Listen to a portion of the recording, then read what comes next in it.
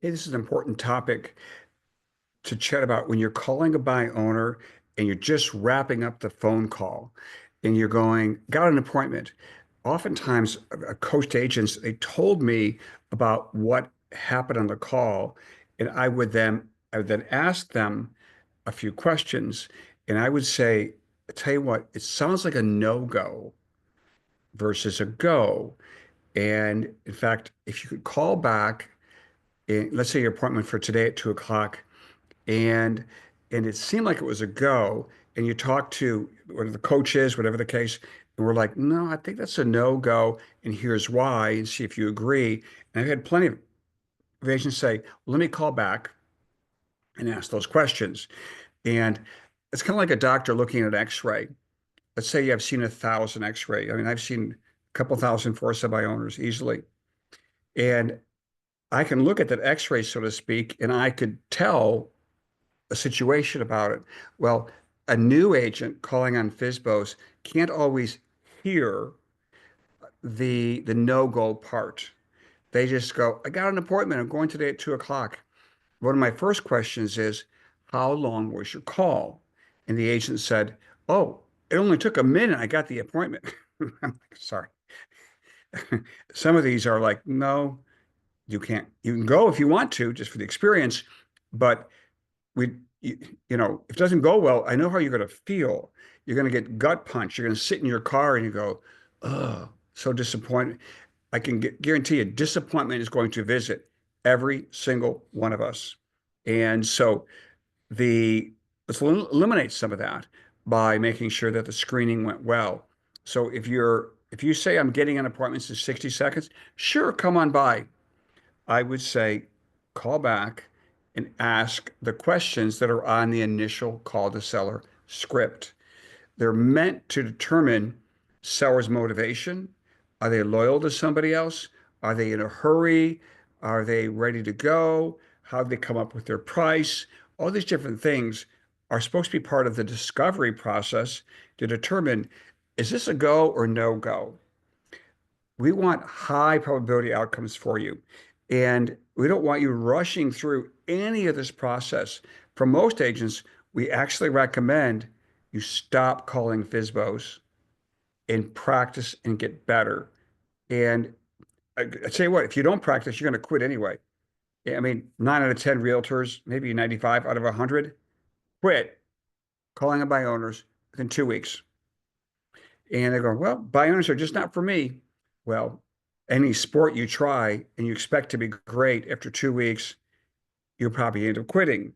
If your expectations are that I'll be marvelous at this because I'm me, and you're going based on what's called the character ethic, not based on the the skills ethic. And Stephen Covey talks about that. People have the character ethic, they show up, it's all personality ethics, what it's called. And that's what I meant to say, personality ethic. Personality means I'm going to win based on my personality. Character says, this is who I am. I'm prepared. I'm professional. You can count on me. I've done my homework. So we want you to do the same thing on that first call.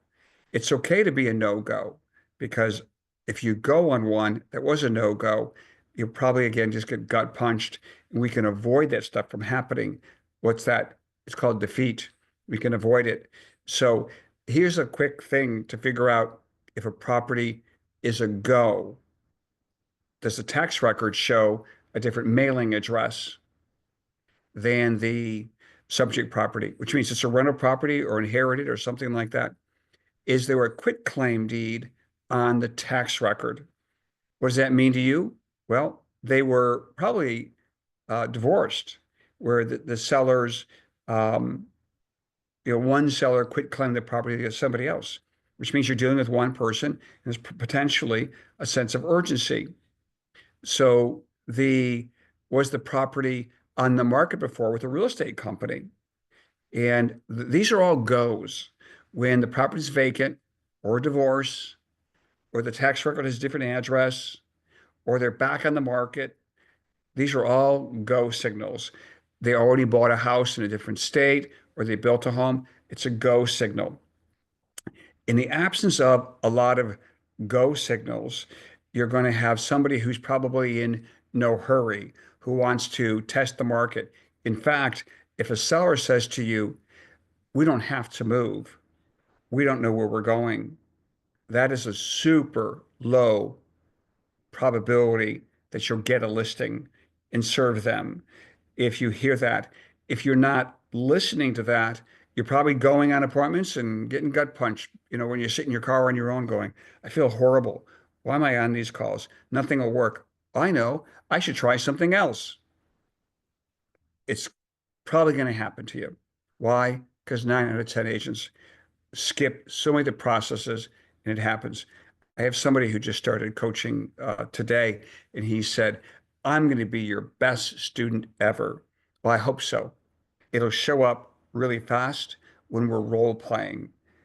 Where I want to hear, is that agent really getting it, or did he rush through the videos? I've had so many agents over the years going, I'm going to be your best student.